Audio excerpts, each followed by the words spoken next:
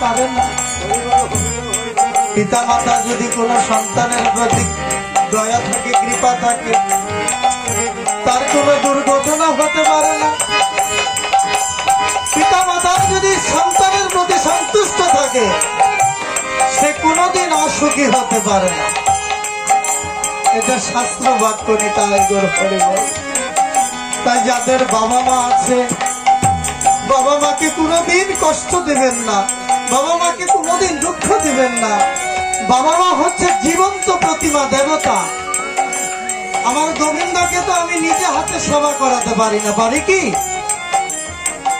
আমার গোবিন্দকে আমি দিলে নিজে সেবা করে না, অনেক সময় লাগে তাকে পেতে গেলে।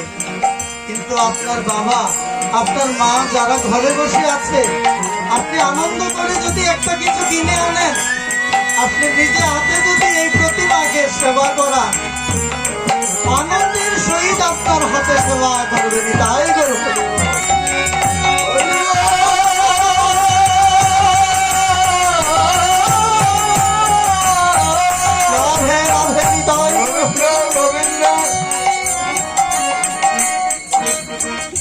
তাই পিতা মাতার কৃপা প্রথম,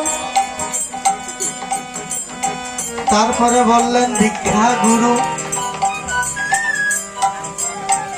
দীক্ষা গুরু, গুরু শিষ্যের সম্পর্ক অনেক। হরে কৃষ্ণ মায়েরা, গুরু শিষ্যের সম্পর্ক কি?